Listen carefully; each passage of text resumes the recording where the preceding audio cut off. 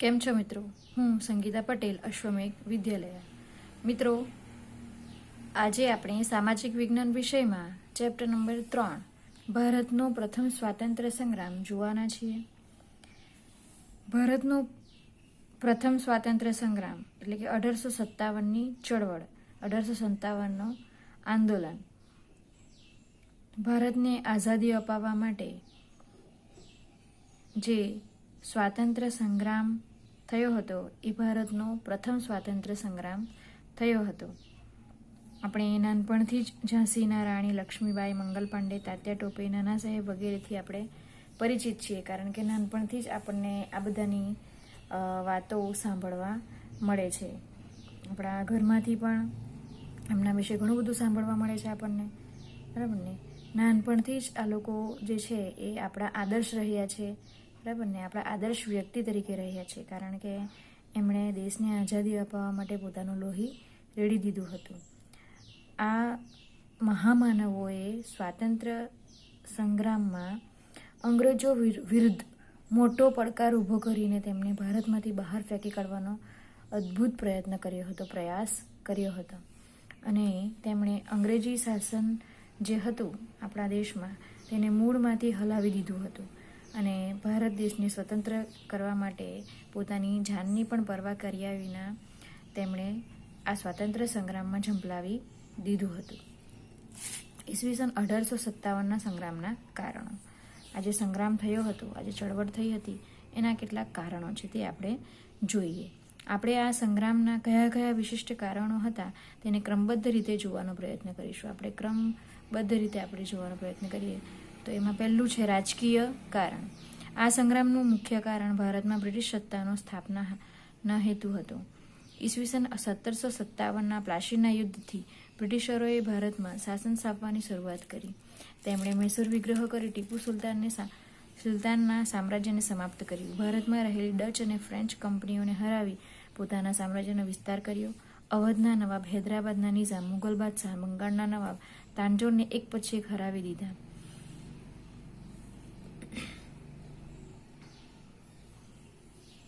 આ સંગ્રામનું મુખ્ય કારણ શું હતું? તો કે બ્રિટિશ જે સત્તા હતી, બરાબર ને, એ બ્રિટિશ સત્તાને દેશ નિકાલ કરવાનું હતું. તો ઈસવીસન 1757ના પ્લાસીના યુદ્ધથી બ્રિટિશરોએ ભારતમાં શાસન સ્થાપવાની શરૂઆત કરી દીધી હતી. ઈસવીસન 1757 પ્લાસીનું યુદ્ધ થયું હતું અંગ્રેજો અને સિરાજુદ્દૌલા વચ્ચે, બરાબર ને? તેમણે મૈસૂર વિગ્રહો કર્યા હતા. મૈસૂર વિગ્રહોમાં એમણે હૈદર અલી સાથે પણ યુદ્ધો કર્યા હતા. ત્યારબાદ ટીપુ સુલતાન સાથે યુદ્ધો કર્યા હતા. ટીપુ સુલતાનના સામ્રાજ્યને એમણે સમાપ્ત કરી દીધું હતું. ટીપુ સુલતાનને એમણે મારી નાખ્યો હતો. અને ભારતમાં બીજી પણ કંપનીઓએ આપણા દેશમાં શાસન કરવાની શરૂઆત કરી હતી, વેપાર કરવાની શરૂઆત કરી હતી, જેમ કે ડચ અને ફ્રેન્ચ. તો તે લોકોને પણ અંગ્રેજોએ હરાવી દીધા અને એ લોકોના સામ્રાજ્યને પણ એ લોકોએ અંત આવી દીધો અને પોતાના સામ્રાજ્યનો વિસ્તાર કર્યો. અને અવધનો નવાબ અને હૈદરાબાદના નિઝામ અને મુગલ બાદશાહ અને બંગાળના નવાબ, આ રીતે એક પછી એક બધાને હરાવી દીધા અંગ્રેજોએ. અને મરાઠા યુદ્ધમાં મરાઠાને પણ હરાવી ઈસવીસન 1818 સુધીમાં સંપૂર્ણ ભારત પર પોતાની રાજકીય સત્તા સ્થાપી દીધી. આપણે આગળના ચેપ્ટરમાં જોઈ ગયા તેમ મૈસૂર વિગ્રહ થયા હતા, મરાઠા યુદ્ધ થયા હતા. તો એ દરેકમાં અંગ્રેજોએ બધાને હરાવી દીધા હતા, મરાઠાને પણ હરાવી દીધા હતા. અને 1818 સુધીમાં તો સંપૂર્ણ ભારત એટલે કે આખા ભારત પર પોતાની રાજકીય સત્તા સ્થાપી દીધી હતી. બ્રિટિશ સામ્રાજ્યવાદને કારણે ભારતીયો રાજકીય સત્તાથી દૂર જતા રહ્યા. જે દેશી રજવાડા બચ્યા હતા તેમણે પણ વેલેસ્લીની સહાયકારી યોજના સ્વીકારી પોતાના રાજ્યોને અંગ્રેજોને આધીન બનાવી દીધા હતા. એટલે હવે ભારતીયોને સ્થાને એક વિદેશી કંપની ભારતમાં રાજ કરતી હતી, જેમાં ભારતીયોનું શોષણ થતું હતું. તે પરિસ્થિતિ આ સંગ્રામનું મુખ્ય કારણ બન્યું. એ લોકોએ આખા ભારત પર પોતાની રાજકીય સત્તા સ્થાપી દીધી. એના કારણે ભારતીયો જે હતા, અમુક જે ભારતીયો હતા, એ ભારતીયો બધા રાજકીય સત્તાથી દૂર જતા રહ્યા. એટલે કે રાજકીય જે હોદ્દાઓ હતા એ રાજકીય હોદ્દાઓ પોતે લેવાના જગ્યા પર દૂર જતા રહ્યા અને દેશી રજવાડા જે બચ્યા હતા તેમણે પણ વેલેસ્લીની સહાયકારી યોજના સ્વીકારી લીધી અને જે રાજ્યો હતા આપણા ભારત દેશના એ રાજ્યોને અંગ્રેજોને આધીન બનાવી દીધા એમ. એટલે અંગ્રેજોના સપોર્ટ વગર કંઈ જ નહીં થાય તેવી રીતે બધા રાજ્યો બની ગયા, પાંગડા બની ગયા. એટલે હવે ભારતીયોને સ્થાને એક બીજી નવી કંપની ભારતમાં રાજ કરતી હતી, બરાબર ને. એમાં ભારતીયોનું શોષણ જ થતું હતું અને તે ભારતીયોનું જે શોષણ થતું હતું એ પરિસ્થિતિ આ સંગ્રામનું મુખ્ય કારણ બની. ડેલહાઉસીએ એક આક્રમક ખાલસા નીતિ દ્વારા સતારા, સબલપુર, ઝાંસી, નાગપુર, અવધ જેવા રાજ્યોને બ્રિટિશ સામ્રાજ્યના ભેળવી દીધા. એટલું જ નહીં, તેણે પેશવા, નાના સાહેબ અને અન્ય રાજાઓને અપાતા પેન્શન બંધ કરી તેમને સમાપ્ત કરવાનો પ્રયત્ન કર્યો. અનેક જમીનદારોની જમીનો જપ્ત કરી લીધી હતી. પરિણામે આ બધાનો રોષ આ સંગ્રામનું કારણ બન્યો. ડેલહાઉસીએ ખાલસા નીતિ અપનાવી હતી, બરાબર ને. તો એ ખાલસા નીતિ દ્વારા સતારા, સબલપુર, ઝાંસી, નાગપુર, અવધ એ બધા જે રાજ્યો હતા એ બધા રાજ્યોને બ્રિટિશ સામ્રાજ્યમાં ભેળવી દીધા. બ્રિટિશ સામ્રાજ્યને મળી ગયા આ બધા રાજ્યો. અને એટલું જ નહીં, પરંતુ પેશવા, નાના સાહેબ અને અન્ય રાજાઓને અપાતા જે પેન્શન હતા એ પેન્શન પણ બંધ કરાવી દીધા અને તેમને સમાપ્ત કરવાનો પ્રયત્ન કર્યો. અનેક જમીનદારોની જમીનો જે હતી એ બધી જમીન પરની જે પદ્ધતિઓ હતી જે એ લોકોએ કાઢી હતી, મહાલવારી પદ્ધતિ, રૈયતવારી પદ્ધતિ, એ બધી પદ્ધતિઓ દ્વારા જમીનો જપ્ત કરી લીધી હતી અંગ્રેજોએ અને પરિણામે આ બધાનો રોષ ફાટી નીકળ્યો. એના કારણે આ સંગ્રામ થયો. હવે વહીવટી કારણ જોઈએ. કંપનીના વહીવટી તંત્રમાં ભારતીયોને કોઈ જ સ્થાન ન હતું. ઉચ્ચ સ્થાનો પર માત્ર અંગ્રેજ અધિકારીઓની જ નિમણૂક થતી હતી. વળી અંગ્રેજોની વહીવટી વ્યવસ્થા લોકો માટે પીડાદાયક હતી. તેમણે સામાન્ય અને ગરીબ વર્ગ પર ભારે કરવેરા નાખ્યા હતા. ખેડૂતો પાસેથી કડક રીતે મહેસૂલની ઉઘરાણી કરવામાં આવતી. ન્યાયતંત્ર અત્યંત ખર્ચાળ હતું અને પોલીસ તંત્ર નિષ્ક્રિય હતું. વળી ભારતીય કર્મચારી અને અંગ્રેજ કર્મચારીના પગારમાં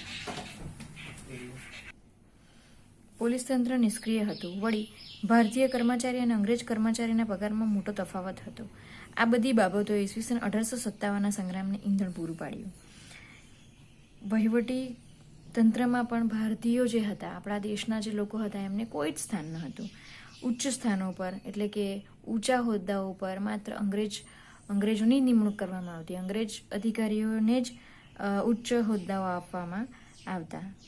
સારી નોકરી એ લોકોને જ મળતી હતી અને અંગ્રેજોની જે વહીવટી વ્યવસ્થા હતી તે ખૂબ જ ત્રાસદાયક હતી ભારતીયો માટે.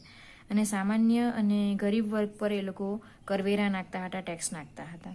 અને ખેડૂતો માટે પણ તેમણે મહેસૂલની ઉઘરાણી કરવાના કડક કાયદાઓ બનાવ્યા હતા. આપણે આગળ જોઈ ગયા તેમ રૈયતવારી, મહાલવારી પદ્ધતિમાં અમુક જે મહેસૂલ ભરવાનું એ ભરવાનું છે. પછી તે પાક થયો હોય કે ન થયો હોય એ મહેસૂલની ઉઘરાણી એ લોકો કરતા હતા એમ. એટલે મહેસૂલની જે ઉઘરાણી હતી એ પણ કડક હતી એમ. અને ન્યાયતંત્ર કેવું હતું? અત્યંત ખર્ચાળ હતું. ન્યાયતંત્ર તો એ લોકોએ બનાવ્યું હતું, કોર્ટની પણ રચના કરી હતી, પરંતુ તે ખૂબ જ ખર્ચાળ હતું. પૈસાવાળા લોકો જ કેસ કરી શકતા હતા અને ન્યાય મેળવી શકતા હતા. ગરીબ વર્ગ એમાં કશું કરી શકતો ન હતો. પોલીસ તંત્ર જે હતું તે પણ નિષ્ક્રિય હતું. એ લોકોએ પોલીસ તંત્રની પણ રચના કરી હતી, પરંતુ તે નિષ્ક્રિય હતું. ભારતીયોની પીડા જોવામાં એ પોલીસોને પણ ફુરસદ ન હતી. અને ભારતીય કર્મચારી અને અંગ્રેજ કર્મચારીના પગારમાં ઘણો મોટો તફાવત હતો. અંગ્રેજોનો જે પગાર હતો, અંગ્રેજ કર્મચારીનો, એ લોકોનો પગાર ખૂબ વધારે હતો. તેની સરખામણીમાં ભારતીય કર્મચારીનો પગાર ખૂબ ઓછો હતો એમ. આ બધી બાબતોના કારણે ઈસવીસન 1857નો જે સંગ્રામ હતો એ સંગ્રામને ઈંધણ મળી ગયું. એટલે કે એ સંગ્રામ વધારે ને વધારે આગળ વધવા માટે કારણરૂપ બન્યો. હવે આર્થિક કારણ આપણે જોઈએ. ભારતમાં આવેલા બ્રિટિશરોએ ભારતનું ભયંકર આર્થિક શોષણ કર્યું. તેમણે ભારતના વિદેશી વેપારનો નાશ કર્યો. તે ભારતને કાચા માલનું સંસ્થાન અને પાકા માલનું બજાર બનાવવા માંગતા હતા. તેમને જે જરૂરી માલ હતો, જેમ કે કપાસ, ગળી, રેશમ વગેરે ફરજિયાત ભારતીય ઉત્પાદન કરે તેવી નીતિ અપનાવી. સામે પક્ષે અનાજ અને કઠોળનું ઉત્પાદન ઘટે તેવી પરિસ્થિતિનું નિર્માણ થયું. અંગ્રેજોની અન્યાયી જકાત નીતિના કારણે ખેડૂત વર્ગ બરબાદ થઈ ગયો. ભારતમાં બ્રિટિશરો આવ્યા અને એમણે ભારતનું ભયંકર આર્થિક શોષણ કર્યું. આર્થિક રીતે પણ ખૂબ શોષણ કર્યું ભારતીયોનું, કે ભારતના વિદેશી વેપાર હતો એ વેપારને પણ નાશ કર્યો. એટલે કે બીજા દેશમાં આપણો માલ જતો હતો એ બંધ કરાવી દીધો એ લોકોએ, બરાબર ને. અને તે ભારતનું કાચા માલનું સંસ્થાન અને પાકા માલનું બજાર બનાવવા માંગતો હતો. એટલે કાચો માલ પણ આપણા દેશમાંથી જ મેળવવા માંગતો હતો અને પોતાનો જે પાકો માલ હતો એ પાકો માલ પણ આપણા ભારતના બજારમાં જ વેચવા માંગતા હતા એમ. અને તેમને જે જરૂરી માલ હતો, જેમ કે કપાસ, ગળી, રેશમ, એ ફરજિયાત ભારતીયો પર ઉત્પાદન કરાવતા હતા. કારણ કે ભારતીયો એની ખેતી સારી રીતે કરતા હતા, કપાસ, ગળી, રેશમની, અને એનું ઉત્પાદન ભારતીય લોકો પર જ કરાવતા હતા. એવી નીતિ એ લોકોએ અપનાવી હતી. એટલું દબાણ કર્યું હતું ભારતીયો પર. અને સામે પક્ષે અનાજ કઠોળનું ઉત્પાદન ઘટી ગયું, કારણ કે કપાસ, ગળી, રેશમમાં લાગી જતા આ લોકો ખેતી કરવા માટે. આની સામે અનાજ કઠોળનું ઉત્પાદન ઘટી ગયું. એના કારણે ખેડૂત વર્ગ જે હતો એ બરબાદ થઈ ગયો, કારણ કે કપાસ, ગળીને રેશમ એ લોકોને જ આપી દેવા પડતા ઉત્પાદન કરીને, ભારતીયોને કશું મળતું નહીં. અને અનાજ કઠોળનું ઉત્પાદન થતું, એના કારણે ખેડૂત વર્ગ બરબાદ થઈ ગયો. અને જકાત નીતિ પણ અન્યાયી હતી. કરવેરા નાખવાની જે નીતિ હતી એ પણ અન્યાયી હતી. એ ભારતીયોના વિરુદ્ધમાં જ હતી. ભારતના અનેક મહાન વેપારી મથકોનો અંગ્રેજોએ નાશ કરી નાખ્યો. આ સમયે ભારતમાં વારંવાર પડતા દુષ્કાળોએ ભારતીય પ્રજામાં દુઃખમાં વધારો કર્યો હતો. અનાજની અછતને કારણે લાખો ભારતીયો દુષ્કાળના ખપ્પરમાં હોમાઈ ગયા. ભારતના હુન્નર ઉદ્યોગો, ગ્રામ ઉદ્યોગો, હસ્તકળા, કારીગરી એ બધું જ નાશ પામ્યું. જેથી ઈસવીસન 1857નો સંગ્રામ થયો ત્યારે રાજાઓ અને જમીનદારોની સાથે ખેડૂતો અને કારીગરોએ પણ બહુ જ મોટા પાયે સંગ્રામમાં ભાગ લીધો હતો. ખેડૂત વર્ગ બરબાદ થઈ ગયો અને ભારતના અનેક મહાન વેપારી મથકો હતા કે જે વેપારી મથકો દ્વારા આપણા જે ભારતીયો હતા એ અન્ય દેશોમાં માલ મોકલાવતા હતા અને માલની હેરફેર કરતા હતા અને વેપાર કરતા હતા અને થોડો ઘણા પૈસા કમાવાનો પ્રયત્ન કરતા હતા. પરંતુ અંગ્રેજોએ એ પણ નાશ કરી નાખ્યા. આવા સમયે ભારતમાં વારંવાર દુષ્કાળો પણ પડ્યા હતા. એટલે કે કુદરતી આફતે પણ ભારત પર દુઃખ પાડ્યું હતું એવું કહી શકાય એમ. અને દુઃખમાં વધારો કર્યો હતો આ દુષ્કાળના કારણે એ લોકોની ખેતી થઈ શકતી ન હતી, બરાબર ને. અને મહેસૂલ, જકાત તો ભરવું જ પડતું. ખેતી થાય કે નહીં થાય અંગ્રેજોને, બરાબર ને, અંગ્રેજોને આપવું જ પડતું. અને અનાજની અછત સર્જાઈ, અનાજ કઠોળ કશું પાક્યું નહીં, અનાજની અછત સર્જાઈ. એના કારણે જે લાખો ભારતીયો તો દુષ્કાળમાં જ મરી ગયા, ભૂખના કારણે મરી ગયા. અને ભારતના જે હુન્નર ઉદ્યોગો હતા, ગ્રામ ઉદ્યોગો હતા, હસ્તકળા, કારીગરી હતી, આ બધું જ અંગ્રેજોએ નાશ કરી દીધું હતું. એ બધું જ નાશ પામ્યું હતું. અને ઈસવીસન 1857નો જે સંગ્રામ થયો તેમાં રાજાઓ તો જોડાયા જ, અમુક રાજાઓ તો જોડાયા, તેની સાથે જમીનદારો પણ જોડાયા, અને તેની સાથે સાથે અમુક ખેડૂતો અને કારીગરોએ પણ મોટા પ્રમાણમાં આ સંગ્રામમાં ભાગ લીધો હતો. કારણ કે એમની જે વિરોધની જે જ્વાળા હતી એ ફાટી નીકળી હતી અને એમણે આ સંગ્રામમાં ઝંપલાવી દીધું હતું. એટલે આર્થિક કારણો